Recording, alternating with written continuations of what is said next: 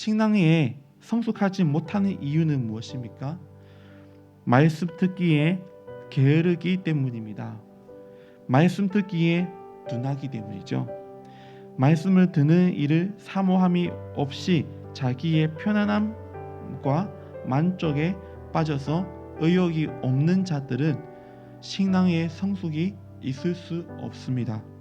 말씀을 듣는 일에 열심이 없고 또 말씀을 규칙적으로 공부하지도 않고 말씀을 체계적으로 또 연구하지도 않고 말씀대로 살려는 그 의욕도 없이 사는 자들은 신앙의 성장이 있을 수 없습니다. 이러한 자들은 교회에 출석은 하나 신앙의 그 어린아이로서 늘 문제를 일으키는 자가 되고 말합니다. 히브리서 저자는 말씀을 듣기에 게으른 자들, 말씀을 깨달아 실천하려는 의욕이 없는 자들은 어린아이와 같아서 깊이 있는 말씀을 들어도 깨달을 수 없다고 말합니다. 우리들은 성숙한 신자가 되기 위해서 하나님의 말씀을 듣기에 열심인 자들이 되어야 합니다. 적극적으로 설교 말씀을 듣는 줄을 아는 자가 되어야 합니다. 그리고 개인적으로 하나님의 말씀을 펴놓고 묵상하고 연구하는 자들이 되어야 합니다. 이러한 자들이 성숙한 신자가 될 수 있습니다. 신앙생활을 시작한 지 아직 얼마 되지 않아서 어린아이의 그 자리에 머무는 것은 당연하지만 히브리 신자들은 이미 신앙생활을 시작한 지 오래되었습니다. 그래서 마땅히 다른 사람들을 가르쳐야 하는 그 선생이 되었어야만 했습니다. 그런데 아직도 말씀을 듣는데 둔한 자가 되어 있습니다. 신앙에 감격이 없이 오래 교회 생활을 하면 타성에 젖기가 쉽습니다.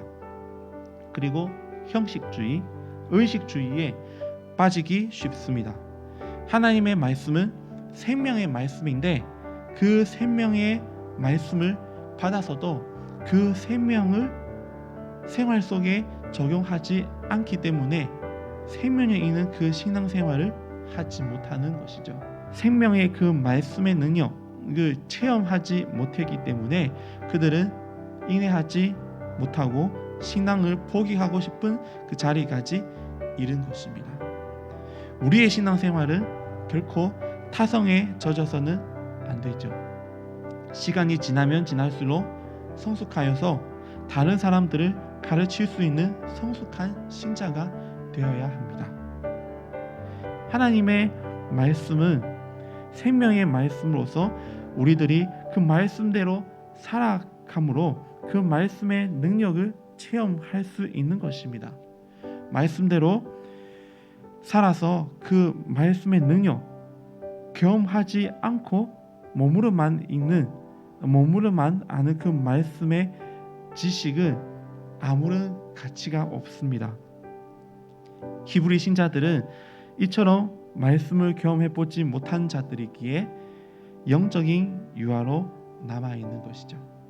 그러면 어떻게 하나님의 말씀을 체험할 수 있습니까? 어떻게 하나님의 말씀을 경험할 수 있습니까?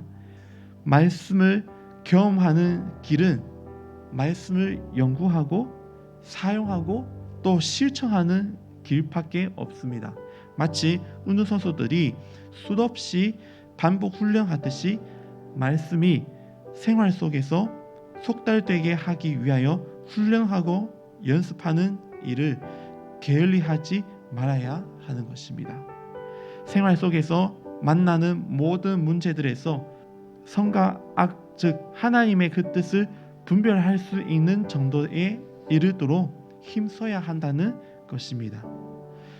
그러한 자가 될 때에 성숙한 신자가 되고 능력 있는 신자가 되고 또 다른 사람을 가르치며 도울 수 있는 성도가 될 수 있는 것입니다.